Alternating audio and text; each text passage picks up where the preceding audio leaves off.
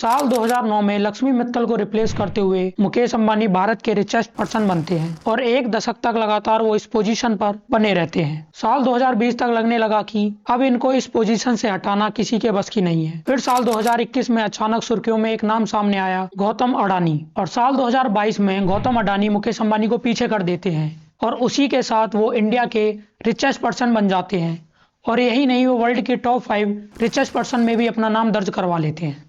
पर अडानी अपनी ये पोजीशन ज़्यादा टाइम तक होल्ड नहीं कर सके। 24 जनवरी 2023 US based Hindenburg research corporation Adani group के ऊपर अपनी एक रिपोर्ट निकालता है, जिसके पब्लिश होते ही गौतम अडानी अपनी वेल्थ का $45 बिलियन कुछ ही दिनों में गंवा देते हैं और वो वर्ल्ड की टॉप पोजीशन से खिसक कर 22वीं पोजीशन पे आ जाते हैं। चलिए जानते हैं Mukesh Ambani, Jeff Bezos, Warren Buffett जैसे महान हस्तियों को पीछे छोड़ने वाले गौतम अडानी की कहानी। साल 1962 भारत और चाइना के बीच में युद्ध चल रहा था और उसी बीच 24 जून को अहमदाबाद के एक जैनी परिवार के घर में गौतम का जन्म होता है। उनके पिताजी का नाम था शांतिलाल अडानी और मां का नाम था शांताबेन अडानी। अडानी के फादर का टेक्सटाइल मर्चेंट का काम था। अपनी शुरुआत की पढ़ाई अहमदाबाद के एक छोटे से स्कूल से की। गौतम पढ़ाई में अच्छे थे, पर अपने परिवार की आर्थिक स्थिति के चलते वो अपनी पढ़ाई बीच में छोड़ देते हैं और अपना खुद का बिजनेस करने के लिए चल देते हैं। छोटी सी उम्र में उनका विजन क्लियर था कि उनको कुछ बड़ा करना है। उनके पास चॉइस थी कि वो अपने फादर का टेक्सटाइल बिजनेस संभाल लें, पर वो अपना खुद का एम्पायर बनाना चाहते थे। उसके लिए वो मात्र 16 साल की उम्र में, जिस टाइम बच्चों की खेलने कूदने की उम्र होती है, उस टाइम गौतम बिना पैसों और सपोर्ट के मुंबई में आके महिंद्रा ब्रदर्स के पास डायमंड सॉर्टर का काम करना शुरू कर देते हैं। अपनी मेहनत और लगन से वो मात्र 3 साल में अपनी खुद की डायमंड ब्रोकरेज फर्म खोलते हैं और अपना पहला ट्रेड एक जैपनीज बायर के साथ करते हैं और उस पे वो 10,000 का कमीशन चार्ज करते हैं और ऐसा कर वो बहुत खुश होते हैं। फिर साल आता है 1981।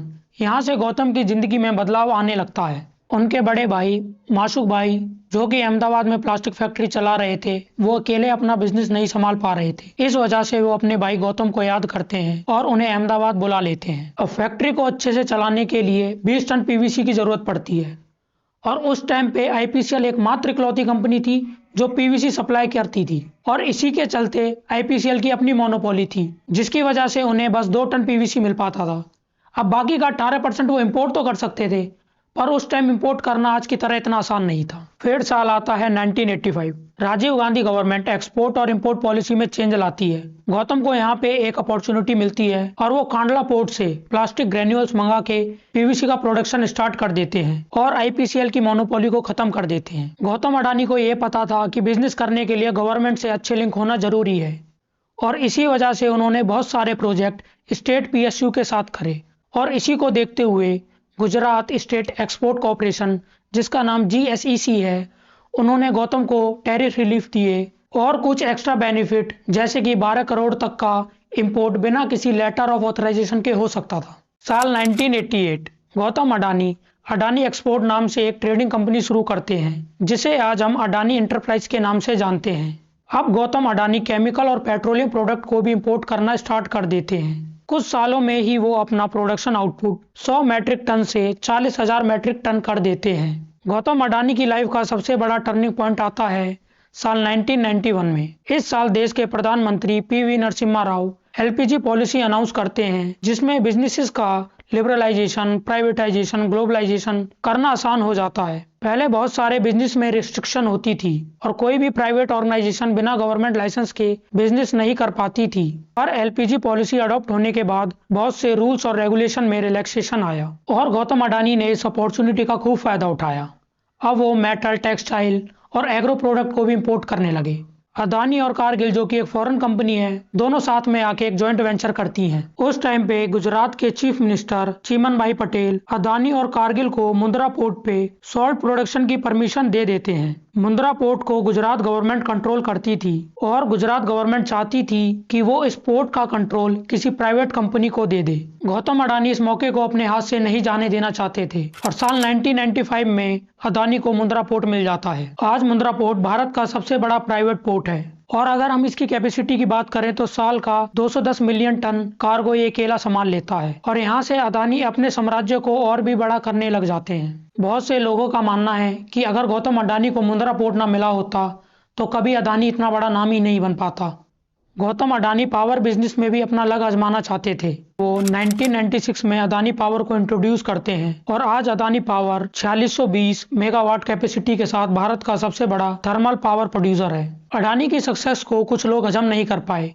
1 जनवरी 1998 जब सब लोग नए साल का जश्न मना रहे थे, शायद वो दिन अदानी की जिंदगी का सबसे बेकार दिन रहा होगा। न्यूज आर्टिकल के हिसाब से जब गौतम अदानी और शांति लाल पटेल कर्णावती क्लब से अपनी गाड़ी लेके निकलते हैं और जैसे ही गाड़ी रुकती है वैसे ही एक वैन में कुछ लोग आते हैं और गन पॉइंट पे दोनों को किडनैप करते हैं। उसके बाद 15 करोड़ की फिरौती मांगी जाती है और डिमांड पूरी होने के बाद वो दोनों को छोड़ देते हैं। इस घटना के बाद गौतम अडानी ने मौत को एक बार फिर करीब से देखा। जब 26/11 का टेररिस्ट अटैक होता है उस टाइम गौतम अडानी भी मुंबई के ताज होटल में थे और उनके साथ दुबई पोर्ट के CEO मोहम्मद शरफ भी थे। दोनों साथ में डिनर कर रहे थे, तभी टेररिस्ट अटैक होता है और गौतम अडानी को होटल स्टाफ पहले होटल किचन में शिफ्ट करता है, उसके बाद बेसमेंट में, और 26/11 की रात गौतम अडानी बेसमेंट में ही गुजारते हैं और अगले दिन कमांडो ने वहां से रेस्क्यू करते हैं। जब गौतम अडानी से रिपोर्टर इस इंसिडेंट के बारे में पूछते हैं तो वो बोलते हैं, I saw death at a distance of just 15 feet. ये सब होने के बाद भी गौतम अडानी पीछे नहीं हटते, वो अपनी लाइफ में आगे बढ़ते रहे। 2010 में अदानी को उड़ीसा माइन के राइट मिल जाते हैं और इसी के साथ अदानी ग्रुप भारत की सबसे बड़ी प्राइवेट कोल माइनिंग कंपनी बन जाती है। भारत ही नहीं बल्कि ऑस्ट्रेलिया की गलीली बेसिन माइन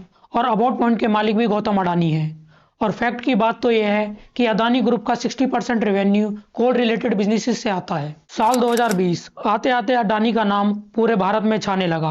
अंबानी के साथ साथ लोग अदानी का नाम भी जानने लगे। मई 2020 Adani won the world largest solar bid by the solar energy corporation of India SECI, जिसकी कीमत थी $6 बिलियन। सितंबर 2020 में गौतम अडानी मुंबई एयरपोर्ट के 74% स्टेक एक्वायर कर लेते हैं और ये भारत का दूसरा बिजिएस्ट एयरपोर्ट है दिल्ली के बाद। फिर साल आता है 2022 और ये साल गौतम अडानी के लिए गोल्डन ईयर रहा। फरवरी के महीने में वो मुकेश अंबानी को पीछे करते हुए एशिया के रिचेस्ट पर्सन बन जाते हैं और अगस्त आते आते वो दुनिया के 3rd रिचेस्ट पर्सन बन जाते हैं। इस साल वो अंबुजा सीमेंट और हर्षद मेहता की फेवरेट कंपनी ACC को भी एक्वायर कर लेते हैं। उनकी इतनी कामयाबी देख शायद गौतम अडानी को किसी की नजर लग जाती है। साल 2023 में हिडनबर्ग रिसर्च अदानी के ऊपर स्टॉक मैनिपुलेशन का सीरियस एलिगेशन लगाते हैं और रिपोर्ट आने के बाद पूरी दुनिया में इसके चर्चे जोर शोर से होने लगते हैं और पूरे भारत में हंगामा होना शुरू हो जाता है कि अदानी फ्रॉड है। अदानी ग्रुप के स्टॉक क्रैश होना स्टार्ट हो जाते हैं। उस टाइम पे अदानी ग्रुप अपना 20,000 करोड़ का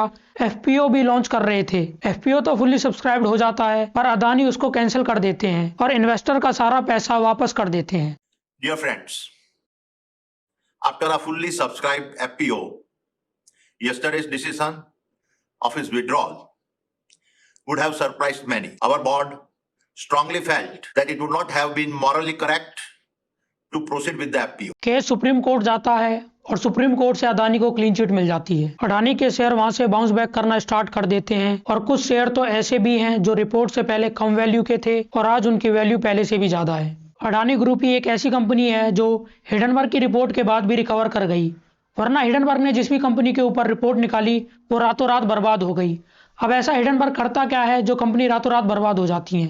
हिडनबर्ग पहले कंपनीज के शेयर में अपनी शॉर्ट पोजीशन बनाता है, मतलब वो कंपनीज के शेयर को पहले हाई वैल्यू पे सेल करता है और जब स्टॉक क्रैश होना स्टार्ट हो जाते हैं तो कम वैल्यू पर खरीद लेता है। उसका अडानी ग्रुप के केस में भी यही प्लान था। वो नेगेटिव रिपोर्ट पब्लिश करता है जिसकी वजह से पब्लिक में पैनिक सिचुएशन बन जाती है और पैनिक होने की वजह से कंपनीज के शेयर क्रैश होना स्टार्ट हो जाते हैं। अडानी के केस में भी हिंडनबर्ग ने बताया कि उनकी शॉर्ट पोजीशन थी। जैसे अडानी की सक्सेस ने उनका साथ नहीं छोड़ा, वैसे ही कंट्रोवर्सीज ने भी अडानी का साथ नहीं छोड़ा। अडानी के ऊपर क्रोनिज्म के आरोप भी लगे हैं। क्रोनिज्म का मतलब होता है जब पॉलिटिकल पार्टी और कोई कंपनी के क्लोज रिलेशनशिप हो और पॉलिटिकल पार्टी ऐसे डिसीजन लेती है जिससे बस एक ही कंपनी का फायदा हो और उसके कॉम्पिटिटर को बिजनेस करना मुश्किल हो जाता है। बहुत बार राहुल गांधी ने भी पार्लियामेंट में खड़े होकर अडानी और प्राइम मिनिस्टर मोदी के रिलेशन के बारे में बोला है। अडानी की जिंदगी में बहुत सारे उतार चढ़ाव आए, चाहे वो 26/11 का हमला हो या फिर हिंडनबर्ग की रिपोर्ट, पर उन्होंने कभी हार नहीं मानी और फिर आज अडानी ग्रुप पहले से भी ज्यादा स्ट्रांग होकर खड़ा है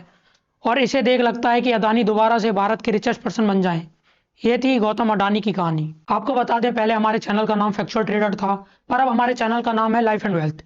इस पे आपको बहुत सारी केस स्टडी और बायोग्राफी आने वाले दिनों में देखने को मिल जाएंगी। Do subscribe our channel and have a good and great day.